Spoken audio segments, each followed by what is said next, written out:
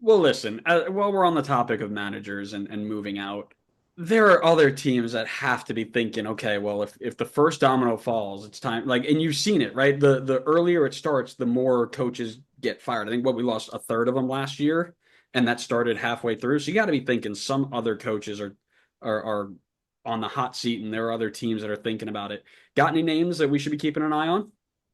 And Well, I know, and I here's the thing, by the refuse. way, sorry, by the way, you're welcome for waiting until week 6 to do this. I know how much you hate when we do it on week 1 because you can't make opinions on week 1 Well, I mean, how can you make an opinion on week one? easily. Uh, um, I refuse to say he who shall not be named Say it, because say it. That's why I no, gave no, it to you no, first. no. Not gonna say it. I did it last year and it didn't work out. I'm not gonna do it again. I'll look like an idiot. I'm gonna say New England is a one that jumps out to me immediately. That team, in some defense to Caleb Porter, has not been a great roster build. I feel like this offseason was not a good one for them. Me, just in my personal opinion. I know they made a lot of changes, but I not in love with the changes that they've made. And in the very, very, very early sample size so far, it's kind of looked like that might be the case. They have had a very slow start to the year, 1 point and only one goal scored. Um, Not very good to say the least. And I just feel like the culture at New England has not fixed itself. I feel like it is still a bad situation in New England. It just and I'm not in the locker room, so I can't say this for sure, but just vibes. That's just all I'm going off of. Vibes just don't feel like they've been fixed in New England. You're not in the New So, England locker room? huh?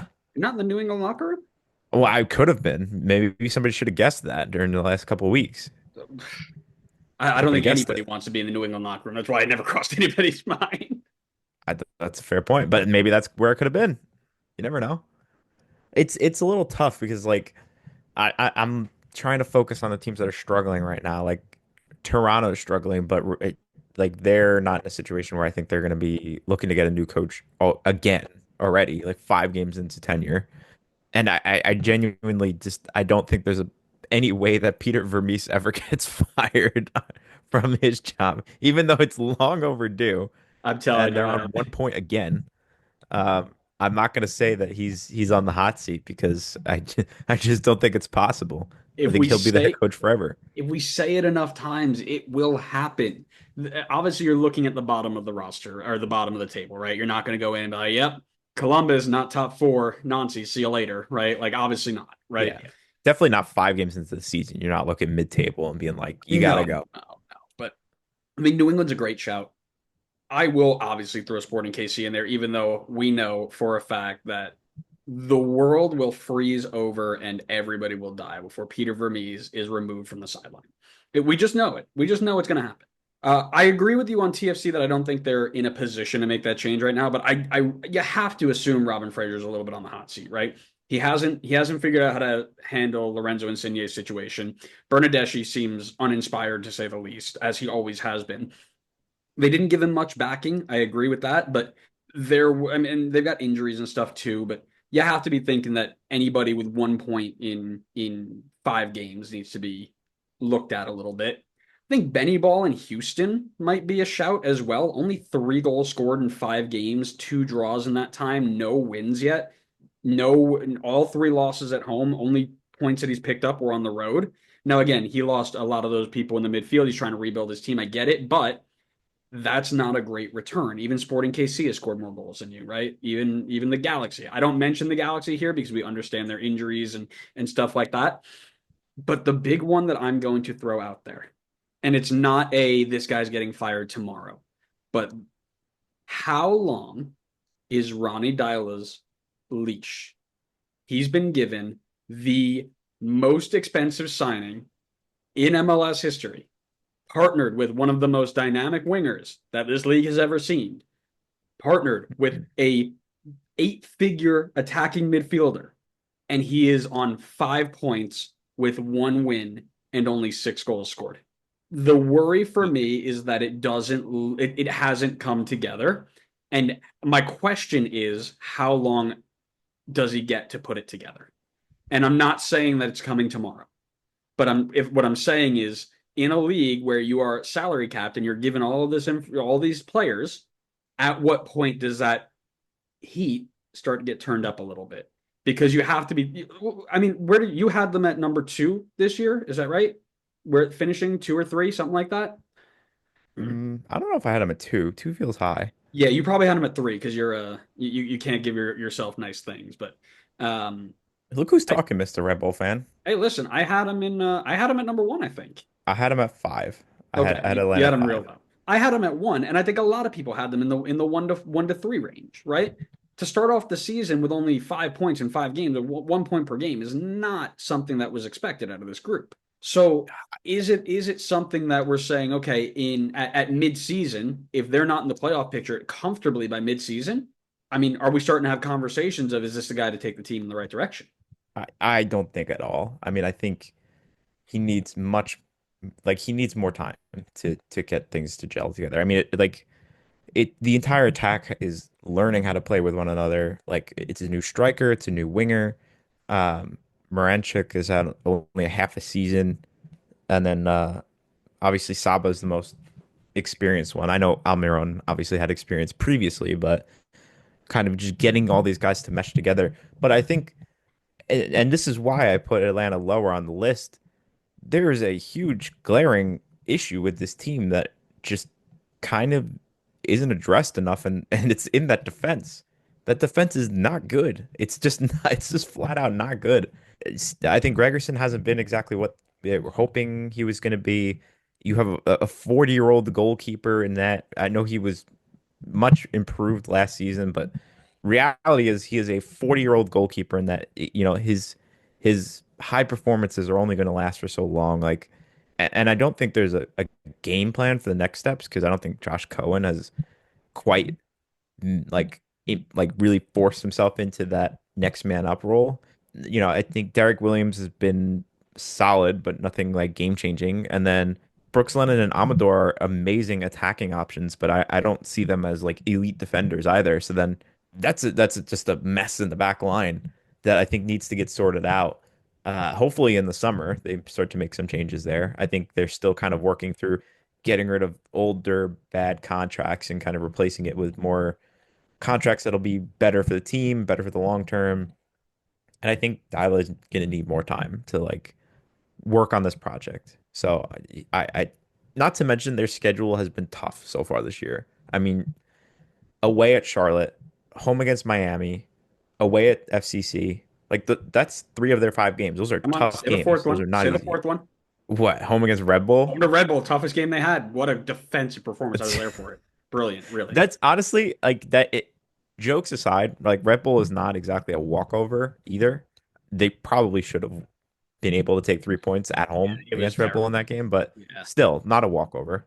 So yeah, I think he definitely deserves time. I'm actually gonna throw another shout out there, Go ahead. because I was kind of overlooking it before, but I'm gonna throw out Neville at Portland.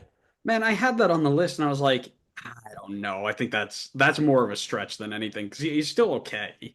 I feel like okay is not the bar that Portland sets. I mean, Portland's a competitive team. Like they spend money, they're used to competing at the top. Their rivals are constantly at the top. I just don't think you could sell it to the Portland fans that being okay is like the bar to like keep your job and stay in things. Cause like Portland was not good last season. I think So, both of us can agree on that. mhm. They snuck into the playing game and then got smacked. And this year they're not any better right now. They're in the exact same spot. They're ninth. I mean, it's 5 games in, but they're ninth in the table. They got a negative goal difference. Things don't seem to be going any better. I know they had the whole Evander thing going on in the offseason, but they sold him or they got rid of him. They brought in a replacement. Like they've given him enough pieces to work with. They brought in Jonathan Rodriguez as well. The back line should be strong. Like they've bolstered that back line. Kamal Miller they have, Zach McGraw. Like there's good pieces here. They brought in Kerpo. He's just not making it work with it. I feel like Neville, in my opinion, Neville should be on the hot seat. I don't know if he will be. I think Portland's got to strive for better than this. Ready? No, no using Google on this. I want to test your Oh God. I want to test your What's it My called? ball knowledge is dusty. I Not haven't had ball to knowledge. use it. What's it called? Nostalgia bias. Okay. When's the last Okay. time? When's the last time Portland finished top seven? Top seven? Top seven. Probably hasn't been that long. Maybe 2 years ago? 2021. Damn, They're on 2021. their fourth season without a top seven finish in a conference of 13 to 14 teams. I remember the Portland of old where we were like, oh, man, these guys are legit. By the way, that was when they made MLS Cup final. Ever since they made MLS Cup final, it's been downhill ever since. So I understand this idea that Portland wants to be at the top level, and I get that. But their last 4 years have not indicated that they are a team in that echelon, right? And their spending has been okay, like they've been aggressive with it, but the pieces just might not be right. Maybe you need to go and blow it up and do it again. Is that on the Or coach? maybe the piece or maybe the pieces are right and And the Neville's coach not the doesn't do right it. piece. Absolutely. No, I get it. That's where I was going with that. Is it the coach's fault? Possibly, right? It very well could be. And you get to see, and I'll use Chicago as a good example, right? How many coaches Chicago go through before our Lord and Savior Triple G comes in and now has them in a fighting for a top four spot, right?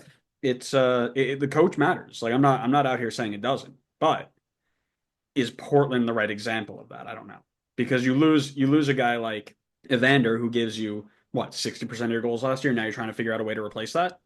That's a big deal, right? And a lot of Jonathan Rodriguez's goals came out of Evander's service. So what are you trying to figure that out is very similar to me in the way that Atlanta is trying to figure out their attack, right? Okay, we've lost this big piece. How do we fix it, right? Or the same way that LA's been struggling right now. LA's been struggling because they're missing a guy who took the ball 800 times a game, touched the ball 800 times a game, and now is replacing him with somebody who's a defensive midfielder. It's difficult, right? Especially in a league like ours where one big player does make the difference. So I agree that it's not like his seat's warm. I'm not saying it's burning hot, is what I'll say. Hear me out on this one. Oh, Lord. To tie this full circle, I think Portland could be a good spot for someone like Jim Curtin. Bring Okay, him in, I'll hear that. I'll hear that. bring him in. It's a team that clearly is willing to spend money, right? Like they brought in Jonathan Rodriguez. Like they lost Evander, but they replaced him very quickly with David Da Costa, who I think is looked pretty decent so far. I mean, very early, obviously. And now you're putting someone with a very like proven, experienced track record versus Neville, who was coming in. And I will fully admit, I was definitely more on. I thought Neville was going to do a better job here in Portland. I was definitely giving him the benefit of the doubt here, but it's not like his resume was great coming in. It really wasn't. His time with Miami, granted, was tough because they weren't they didn't have Messi yet, so he couldn't just ride Messi's coattails. But it wasn't like it was a great track record that he's coming in with. But you bring in a guy like Jim Curtin, that is a great record to bring in, and combine that with the fact that they're willing to spend and they're ambitious, and I think there's good pieces on this team already. I think that could be a good recipe there. But that's also dependent on if Jim Curtin would want to go there. The one thing I would worry about is that Western Conference football and Eastern Conference football very different things. I've noticed that as I watch some more of that Sunday night soccer. You notice it. Eastern Conference feels very much like run and gun, hit hard, find it and go. Whereas in the West, it does feel a little bit more possession oriented, slow it down, figure things out. Um, and that's team to team, right? Like watching Red Bull, watching Philly, watching all these other teams that do this high press, and I think of somebody like Bradley Carnell who tried to do it in St. Louis and was successful for a year, and then it failed on him. Now he goes over to Philly and he's got Philly top of the West or top of the East rather.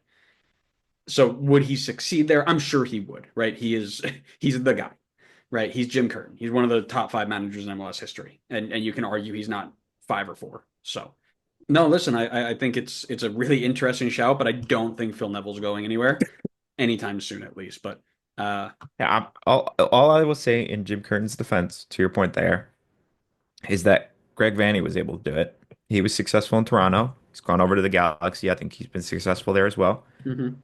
Who's to say that someone like Jim Curtin, who's clearly a very, very good coach, can't do the same? That's Interesting. I'll leave If it on I, that.